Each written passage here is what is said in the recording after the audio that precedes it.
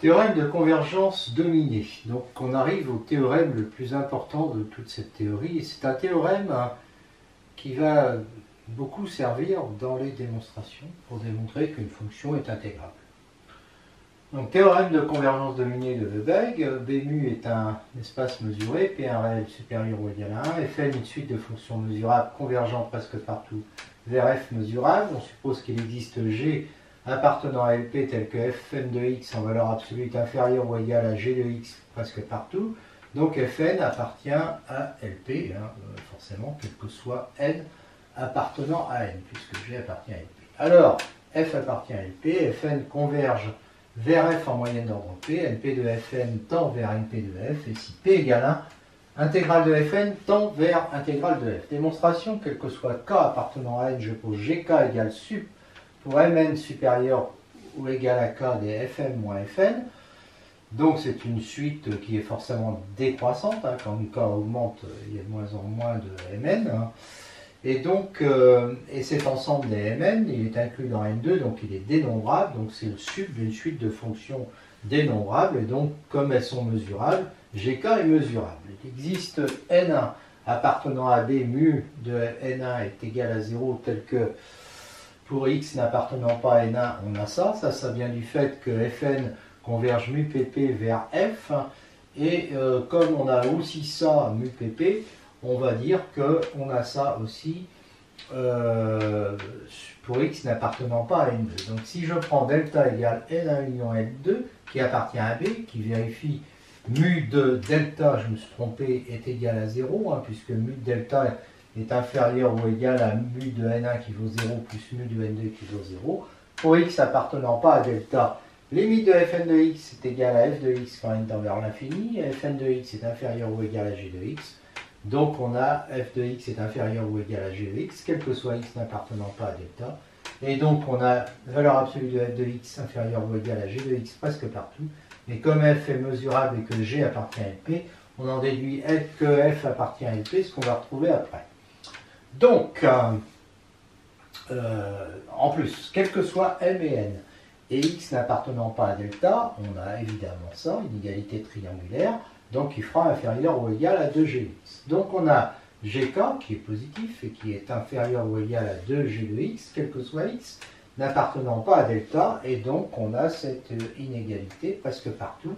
Et comme gk est mesurable et que g appartient à LP, on en déduit que gk appartient à LP, et de ça, on en déduit aussi que np de gk est inférieur ou égal à 2 np de g. Si x n'appartient pas à delta, Fn de x tend vers f de x. Donc Fn de x est de Cauchy. Donc on peut écrire que quel que soit epsilon positif, il existe n tel que nm supérieur ou égal à n implique que valeur absolue de Fn de x moins Fn de x est inférieure ou égale à epsilon. Et donc Gn, puisque G grand N, c'est le sup de tous ces trucs-là, il va être aussi inférieur ou égal à epsilon.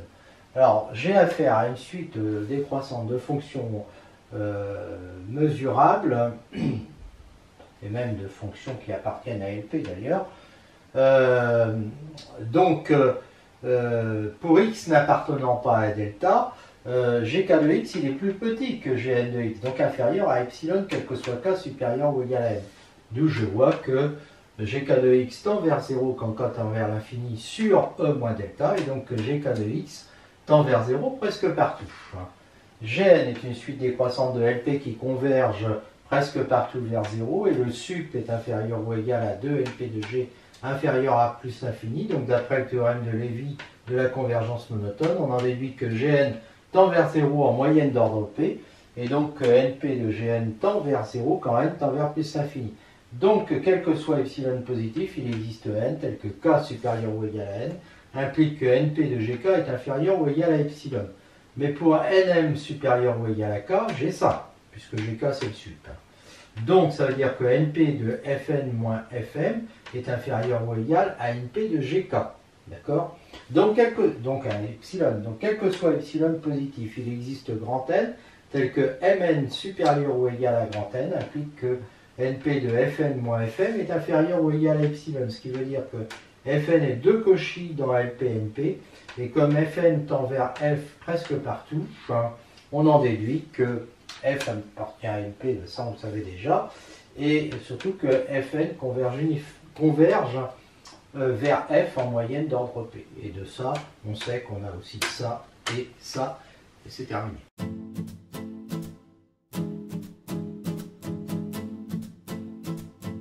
Conséquence, B mu, un espace mesuré, UN, une suite de L1, telle que somme des UN converge presque partout vers F, et telle qu'il existe G appartenant à L1, vérifiant ça. Alors F appartient à L1, on a ça, et la somme des intégrales des UN est égale à l'intégrale de la somme des UN. Démonstration évidente en posant Fn égale somme de 0 à n des UK. On a ça, donc F est intégrable, parce qu'on peut appliquer le théorème de convergence dominée. Et il nous dit aussi que on a ça, donc ça. Et en remplaçant n plus 1 par n, ça. Par ailleurs, somme des Fn tend vers somme de F, donc somme des Fn c'est quoi? C'est ça. Il tend vers ça, et donc ça veut dire que somme de 0 à plus l'infini des intégrales des UN est convergente, est égale à somme de F, c'est-à-dire à ça. En fait, on a aussi, et c'est surtout ça qu'on utilisera, pour EBMI mesurer si UN est une suite de L1, vérifiant somme de 0 à plus l'infini de l'intégrale de valeur absolue des UN convergente, alors somme de 0 à plus l'infini des UN converge presque partout vers une fonction f.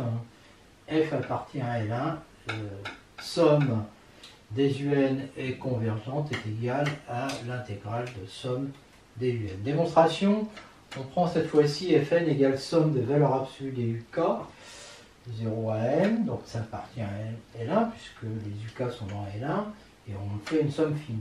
C'est évidemment croissant, et somme des Fn est égale à somme des valeurs absolues de UN est convergente, parce que c'est dans l'hypothèse inférieure ou égale à A. Donc d'après le théorème de convergence monotone, le théorème de Lévi, G est de Bepo-Lévi, G est égal à limite des Fn et est intégrable. Et en plus, somme de G des mu est égale à limite en plus l'infini de somme des Fn des mu. Est égal à sup aussi des sommes de Fn des mu. Enfin non, est égal à limite de Fn des mu. On peut dire ici égal à sup puisque c'est positif. Pardon. G appartient à L1. G appartient à L1, donc G est fini mu pp, mu presque partout donc. Et donc, somme de 0 à plus l'infini de UN est absolument convergente presque partout, donc convergente presque partout. Et donc f de x est égal à somme de 0 à plus l'infini de Fn de x. Si je pose f de x est égal à ça sur 1 moins x, où x est négligeable à cause du presque partout, et f de x égale 0 sur x, j'ai bien f égale somme de 0 à plus l'infini des UN presque partout. J'aurais pu me passer d'écrire ça. F est mesurable parce que les UN sont mesurables. Sn est égal à somme des UK pour k allant de 0 à n est intégrable puisque les UK sont intégrables. Valeur absolue de Sn est inférieure ou égale à la somme des valeurs absolues de UK qui est inférieure ou égale à G. D'accord? Et donc, et G, lui, on sait, il appartient à L1. Donc, d'après le théorème de convergence dominée, F appartient à L1, et somme de Sn des mu tend vers somme de F des mu. Donc, somme de Sn des mu, somme de Sn, c'est somme de 0 à n des UK. D'accord? Donc, ça veut dire que cette suite-là est convergente. Donc je l'ai mal écrit ça, la suite là, n est convergente, et ça veut dire que la série converge, donc somme de 0 à plus l'infini des sommes de UK, des UN des mu convergentes est égale à la somme des f des mu. Mais la somme des f des mu, c'est quoi? C'est la somme de la somme des UN des mu. D'accord? Donc on a bien le résultat.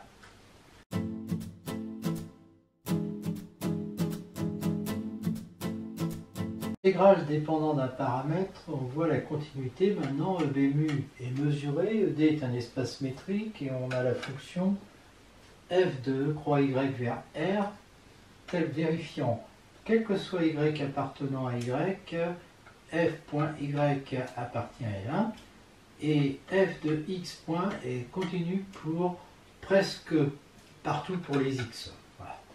Et il existe G appartient à L1 tel que, quel que soit y appartenant à y, valeur absolue de f de xy est inférieure ou égale à G de x pour x presque partout.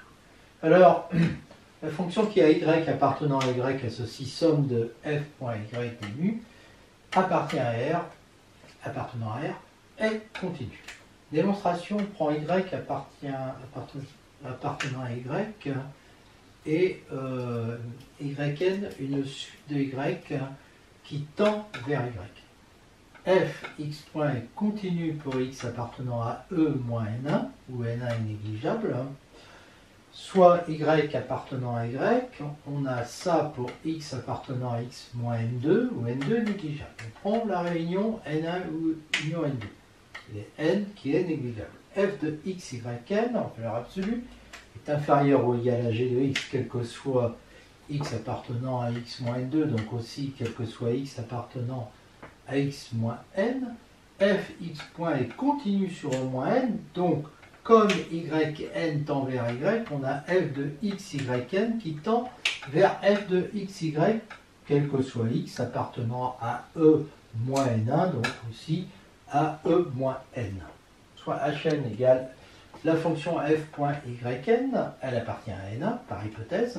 Valeur absolue de hn est inférieure ou égale à g, presque partout, où g appartient à L1. Et on sait que hn, d'après ce qu'on a vu là, tend vers h de x, la fonction f de, qui à x associe f de xy, et elle fait ça presque partout pour x. Donc d'après le théorème de convergence dominée, h appartient à L1, somme de hn tend vers somme de h, quel que soit y appartenant à y. Donc somme de f.yn des mu tend vers somme de f.y des mu pour toute suite yn qui tend vers y, ce qui veut dire que la fonction qui a u appartenant à y associe somme de f.u des mu et continue en y. Ceci quel que soit y appartenant à y. Donc la fonction qui a y appartenant à y associe somme de f.y des mu est continue.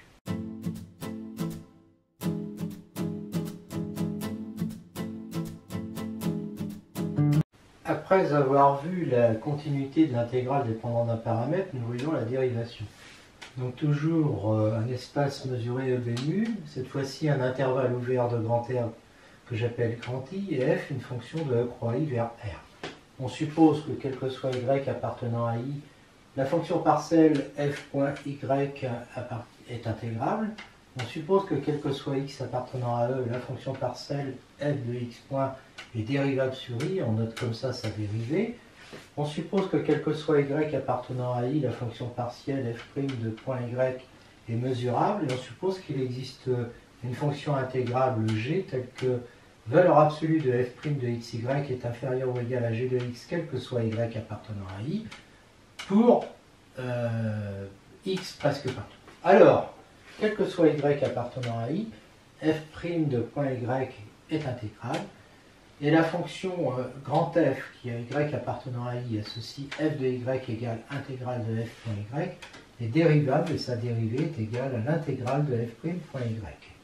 Démonstration, f' de xy est inférieur ou égal à g de x pour x presque partout. Donc ça veut dire qu'il existe n de mesures nulles et appartenant à B, tel que si x n'appartient pas à n, on a ça quel que soit y appartenant à n. Mais f' de point y est mesurable. Et G appartient à L1. Donc le fait d'avoir ça, ça implique que f' de point y appartient à L1, c'est-à-dire est intégral. Soit y appartenant à I et yn une suite de I qui converge vers y en n'étant jamais égal à y. Donc hn égale yn moins y tend vers 0 sans jamais être égal à 0, ce qui permet de poser fn égale 1 sur hn f de point yn moins f de point y qui appartient à L1 puisque les deux appartiennent à L1, les deux sont intégrales. f de x point est dérivable en y, ce qui veut dire que ça tend vers f' de xy, et donc je vais avoir fn de x qui tend, quand n tend vers plus l'infini, vers f' de xy, quel que soit x appartenant à E. Ce qui veut dire que fn tend simplement vers f' de point y qui est mesurable, hein, et fn qui sont intégrales.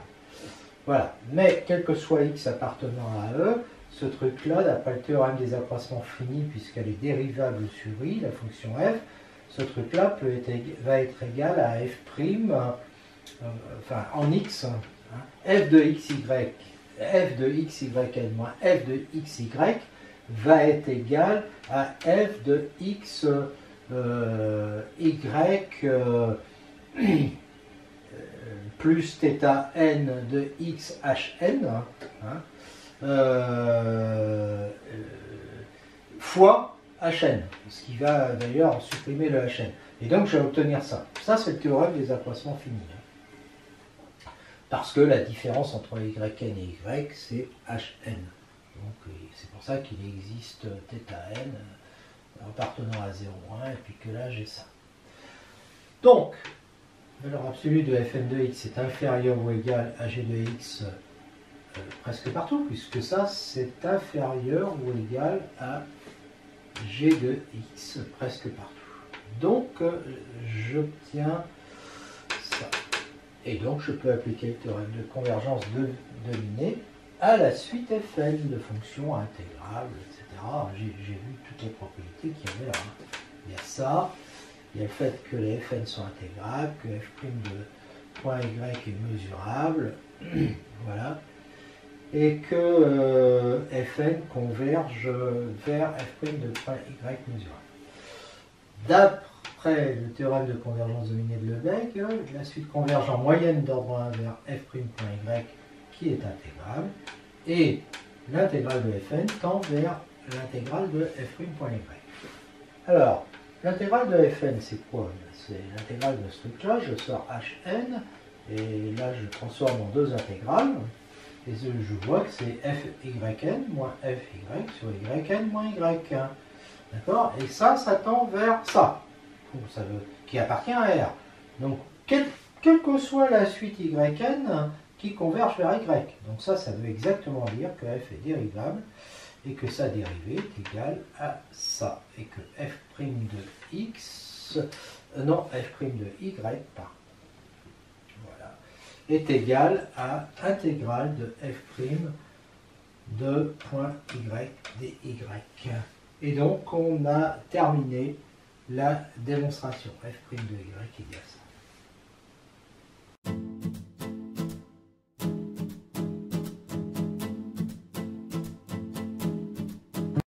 Nous voyons maintenant les rapports entre l'intégrale de Riemann et celle de Lebesgue. Donc f est défini sur l'intervalle fermé AB, à valeur dans R, et on la suppose bornée. Alors f est Riemann intégrable si et seulement si l'ensemble des points de discontinuité de f est Lebesgue lui-même. C'est une démonstration assez longue qui va se passer en plusieurs parties. Première partie, on remarque que si V est, enfin, on donne une définition, si V est inclus dans AB, on appelle la situation de f dans V le réel oméga fv égale sup de ça, qui existe parce que f est borné, donc ça c'est inférieur ou égal à 2 fois m si f est borné par m. Donc c'est bien majoré, donc ce truc-là existe. Si x appartient à i, alors i c'est AB, bien sûr. I c'est AB. La situation de f en x, c'est oméga fx pardon, est égal à 1 des oméga fv pour v appartenant à v de x, c'est-à-dire v voisinage de x. F continue en x0, alors ça on sait que ça veut dire, si f est continu en x0, que quel que soit epsilon positif, il existe un voisinage de x0 pour lequel, dès que x appartient à v, on a ça. Alors si xy appartiennent à v, on va avoir, grâce à l'inégalité triangulaire, ça va être inférieur à epsilon sur 2 plus epsilon sur 2, et donc je vois que oméga fv est inférieur ou égal à epsilon. réciproquement, si oméga v est inférieur ou égal à epsilon, alors pour x appartenant à v, f de x moins f de x de 0 sera inférieur ou égal à epsilon. Donc je vois que dire que f est continu en x0, ça équivaut à dire ça. Ce qui équivaut à dire que l'inf des oméga fv va, pour v appartenant à x0, eh bien, va être égal à 0, parce que je peux faire tendre epsilon vers 0. Ce qui équivaut à dire donc que oméga f de x0 est égal à 0. H positif, on note EH, l'ensemble des x appartenant à v, tel que oméga fx supérieur ou égal à h.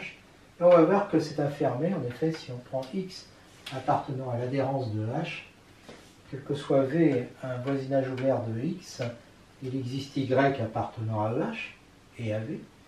Donc oméga fy va être supérieur ou égal à h. Et comme oméga est un ouvert, oméga fv va être supérieur ou égal à h parce que v est aussi un voisinage ouvert de y. Donc je vais avoir oméga fx qui sera supérieur ou égal à h, donc x appartient à h, et donc l'adhérence de h qui est inclus dans EH, et donc EH qui est fermé. Soit E, l'ensemble des x où f n'est pas continu en x.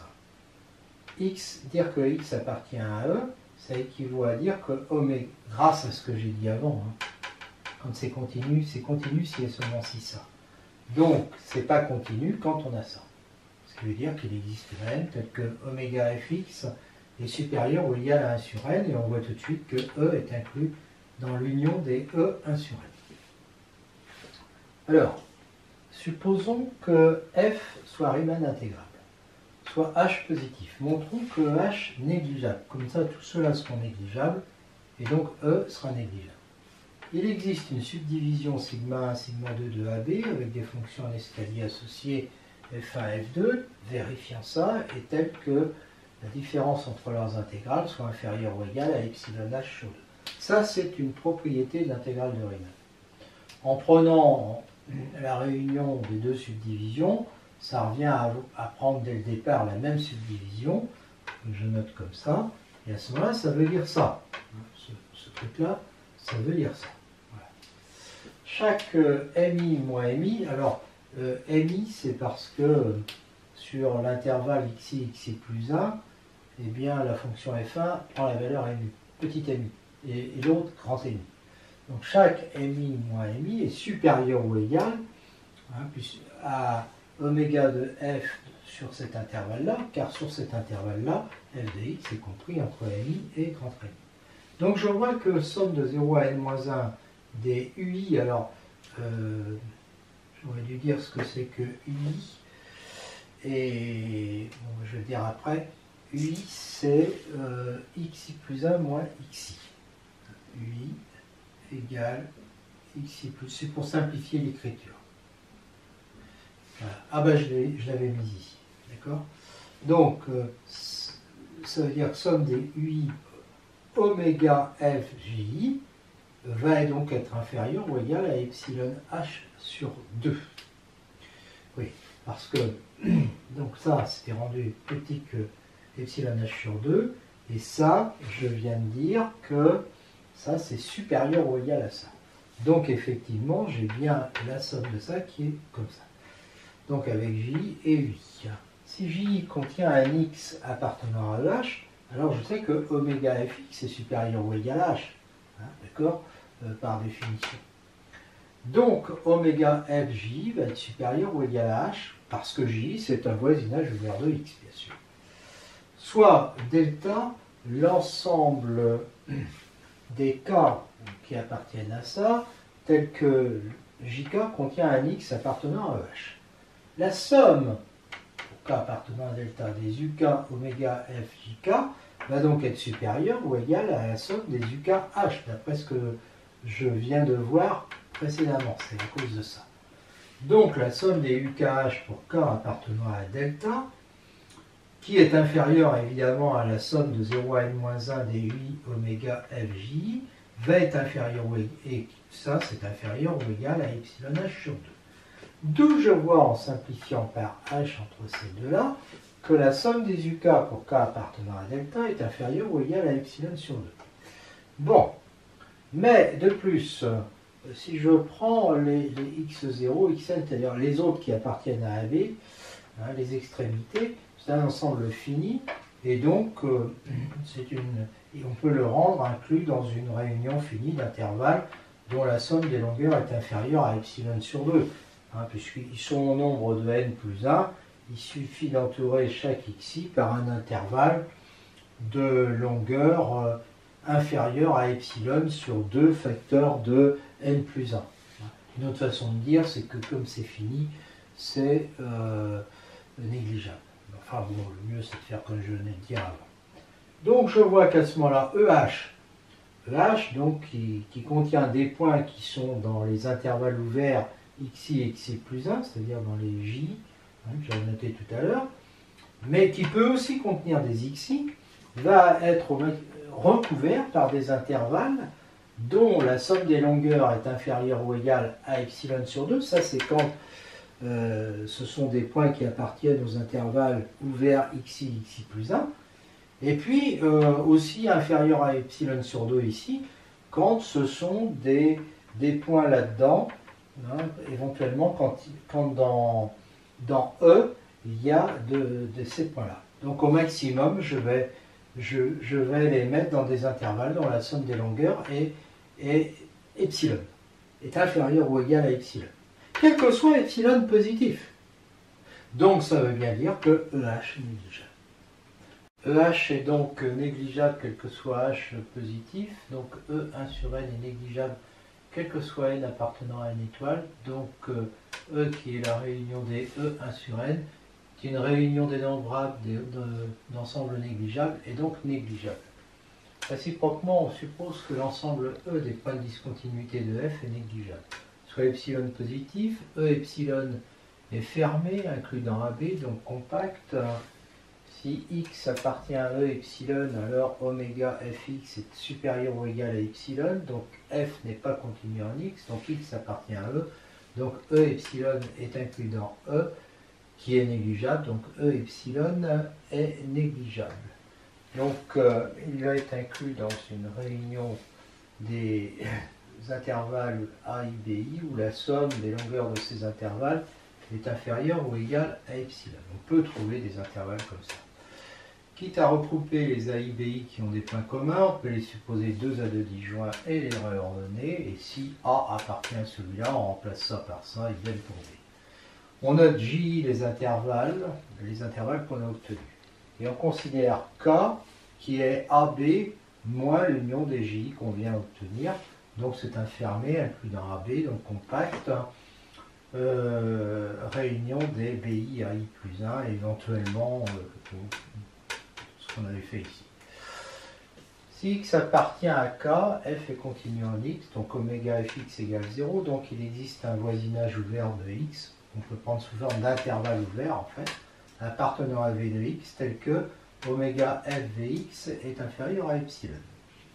On a alors un regroupement du compact BI, un recouvrement, pardon, du compact BI AI plus 1, le compact que j'appelle KI, et éventuellement ça peut être ça, par les ouverts Vx, X appartenant à KI. Comme KI est compact, on peut en extraire un sous-recouvrement fini, que je vais noter Vxm. Donc pour chaque I, en fait, il y aura une subdivision comme ça de KI, telle que oméga f sur cet intervalle-là va être inférieur à epsilon. Alors pourquoi est-ce qu'il va être, si j'appelle IK cet intervalle, donc là on a les Vxm sur le dessin, hein, je prends cet intervalle, donc sur lequel il y aura une subdivision. Il faut bien voir comment elle est faite cette subdivision. On prend tous les Vxm, on les regroupe, et puis après on fait les petites subdivisions. Et les subdivisions, en fait, chaque intervalle de cette subdivision va être inclus dans un Vx. Donc en fait, l'oscillation sur un petit intervalle comme ça, qui est donc égal à ça, va être inférieur ou égal à sub de ça, pour ça, parce que le IIK ici, il est dans Vxm. D'accord? Chaque IIK est dans un Vxm. Donc ça sera inférieur à epsilon. Donc si on réunit maintenant la subdivision qu'on avait au départ de AB, et puis les subdivisions des KI qu'on vient d'obtenir, on va obtenir une subdivision de AB, hein, d'accord, qui est plus fine, hein, telle que TK plus 1 est un AIBI ou bien un truc comme ça. Donc on va considérer les fonctions en escalier F1, F2 de subdivision sigma, hein, sigma c'est cette subdivision, telle que bon, F1 c'est l'inf des valeurs prises par F, et puis sur chaque intervalle, et puis F2 c'est le sup sur chaque intervalle, d'accord, et donc F1 est évidemment inférieur ou égal à F2, et l'intégrale de F2 moins F1 va être égale à 5. Alors, il faut bien comprendre que sur cet intervalle-là, MI moins MI, c'est l'oscillation de F sur cet intervalle.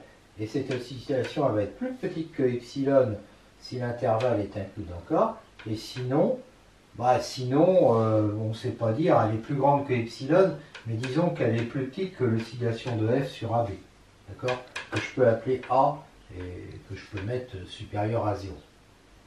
Bon, mais ce qu'il faut voir, c'est que dans ce cas-là, c'est pas trop un problème, parce que la somme des TI plus 1 moins TI est inférieure à epsilon.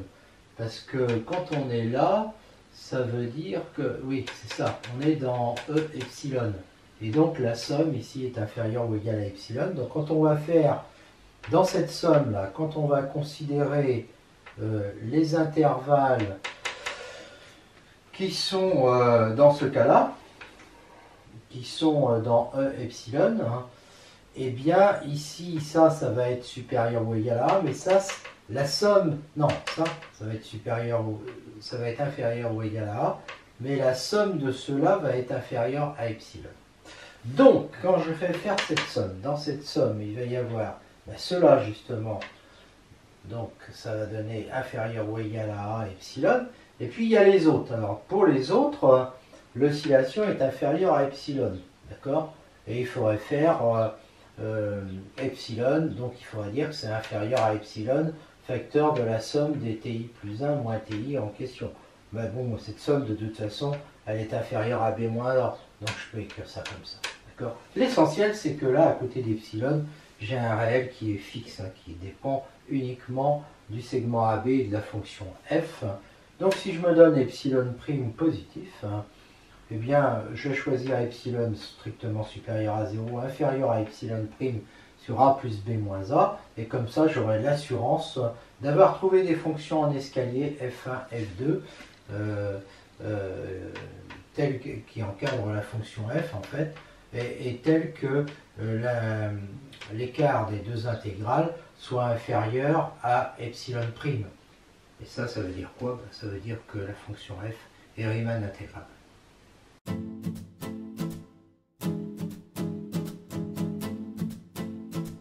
Sur image, E1B1 mu1 est mesuré, E2B2 mesurable, et phi est une application de E1 vers E2, B1, B2 mesurable.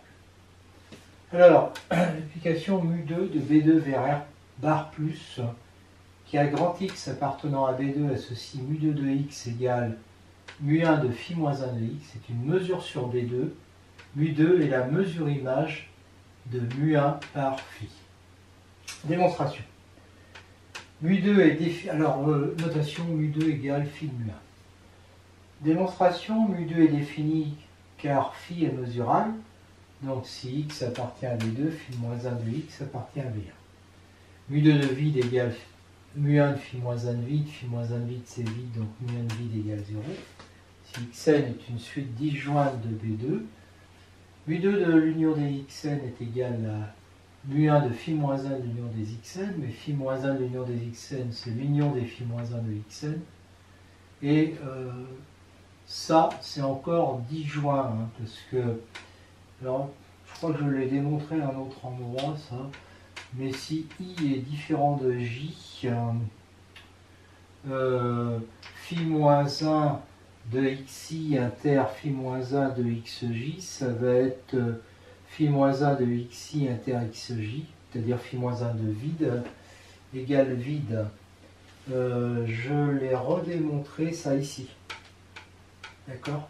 Donc on voit bien que c'est bon. que c'est une suite qui est disjointe et donc je vais pouvoir dire que c'est la somme des mu1 de phi-1 de xn parce que mu1 est une mesure.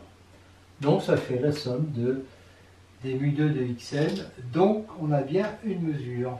Si f est mesurable, alors f rond phi est mesurable, et si f est positif et mesurable bien sûr, alors l'intégrale de f des phi de mu1 est égale, alors sur E2, puisque ça c'est une mesure sur E2, est égale à l'intégrale sur 1 de f rond phi des mu1. Parce que ça c'est une fonction évidemment qui va de E1 vers R bar plus. Bon, f rond phi est mesurable parce que composé de deux fonctions mesurables. Et pour démontrer ça, on commence par f égale fonction caractéristique de x où x appartient à b2. Donc f est mesurable et positif. Et si t appartient à E1, on remarque que 1x de rond phi de t est égal à 1 si phi de t appartient à x0 sinon. Et ça équivaut à dire 1 si t appartient à phi-1 de x, 0 sinon.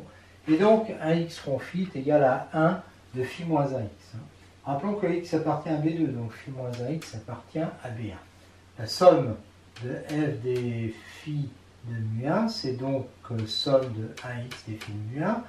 Donc ça fait mu2 de x, et donc ça fait mu2 de x, par définition, c'est mu1 de phi-1 de x. Et donc c'est l'intégrale de 1 phi-1 de x par rapport à la mesure mu1. Et donc, c'est bien f rond phi des mu1. Somme de f rond phi des mu1. Si f est étagé positif, f est égal à ça, représentation disjointe, avec les xk appartenant à B2. F rond phi, ça fait somme des lambda k, 1 xk rond phi. Et ça fait ça. D'accord? Et ça, c'est bien une fonction B1 étagée, avec une représentation disjointe parce que c'est ce que je disais tout à l'heure, si I est différent de K, phi-1 de xk inter phi-1 de xi égale phi-1 de xk inter xi égale phi-1 de vide, parce que ça c'est une représentation disjointe, égale vide. Donc en fait, j'intègre une fonction étagée, la fonction f rond phi par rapport à la mesure mu1, donc ça fait ça puisqu'elle est disjointe, et donc ça fait somme de 1 à n des lambda k mu2 de xk, et donc ça fait bien l'intégrale. Si f est mesurable positif, c'est limite d'une suite fn croissante de fonctions étagées positives, donc l'intégrale de f des mu2 est égale à la sub sur n des intégrales de fn des mu2, égale sub sur n des intégrales de fn rond phi des mu1, d'après ce que j'ai dit avant. Et donc ça nous fait que c'est intégral, puisque là on intègre, donc par rapport à mu1, c'est intégral de sub de fn rond phi. Voilà. Parce que il faut bien voir que si t appartient à E1, fn de phi de t est croissante et tend vers f rond phi de t. Donc le sub des fn rond phi de t, c'est la limite des fn rond phi de t, c'est-à-dire f de phi de t. D'accord? Parce que phi de t est fixé et fn tend vers f. Donc le sub des fn rond phi, c'est f rond phi. Et donc ça fait l'intégrale de f rond phi des mu1. E1, B1, mu1 est un espace mesuré, E2, B2 un espace mesurable, phi une application de 1 sur 2 mesurée.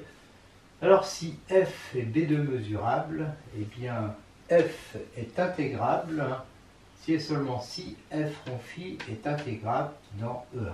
Et alors, l'intégrale de f des mu2 sur E2 est l'intégrale de f rond phi sur E1. Démonstration, f est mesurable, donc sa valeur absolue aussi. Et donc, valeur absolue de f rond phi, qui est égale à la valeur absolue de f rond phi, est mesurable aussi. Et, d'après ce qu'on a vu avant, on a cette égalité, intégrale de valeur absolue de f sur E2, qui est égale à l'intégrale de valeur absolue de f rond phi sur E1. Donc f appartient à L1 de E2, B2, mu2, si et seulement si ça est inférieur à plus l'infini. Son intégrale est inférieure à plus l'infini. Donc ça équivaut à dire, puisqu'on a ça, que ça c'est inférieur à plus infini, donc que f rond phi est intégrable sur E1. De plus, l'intégrale de f des mu 2 est égale à l'intégrale de f plus moins l'intégrale de f moins, ça c'est la définition, donc ça nous fait ça. Et ça fait exactement ça, parce que f rond phi plus en x donc il appartient à E1, c'est le sub de f rond phi de x0, donc c'est f plus en phi de x. Idem pour f rond phi moins. Et ça, c'est exactement l'intégrale de f rond phi des mu 1, d'où le résultat. F est intégrable, alors là on prend R, B lambda, lambda, donc le B est intégrable, et x0 appartient à R. Alors x donne, j'appelle G cette fonction, donc x appartenant à R donne f de x plus x0, est intégrable, et somme de f des lambda est égale à somme de G des lambda.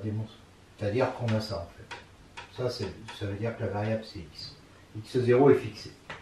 Démonstration, on prend phi, qui est b lambda mesurable, parce que si on prend b appartenant à b lambda, phi moins 1 de b, c'est b moins x0, et ça appartient à b lambda, parce que lambda est invariable par translation. Et de plus, mu2 de b va être égal à lambda de phi moins 1b, ça va être lambda de b moins x0, et on sait que ça fait lambda b, justement à cause de ça. Quel que soit b appartenant à b lambda. Donc, puisque j'ai ça qui est égal à ça, ça veut dire que mu2 est égal à lambda, et donc phi lambda est égal à lambda. F appartient, là je vais utiliser la propriété précédente. F appartient à L1, ça implique que F appartient à L1 de ça, d'accord? Donc ça c'est justement ce qu'on vient de démontrer. Donc ça implique que f rond phi appartient à L1, oui c'est ça que j'ai montré. Ça implique que f rond phi appartient à L1 de R B lambda lambda, et puis l'intégrale de f rond phi des lambda, c'est l'intégrale de f d phi lambda, mais d phi lambda c'est d lambda, d'accord? Ça, c'est exactement f de x plus x0. Donc ça fait bien que l'intégrale de... Bon, ça fait ça, hein, et ça se traduit comme ça. Voilà. Et donc, la propriété est bien démontrée.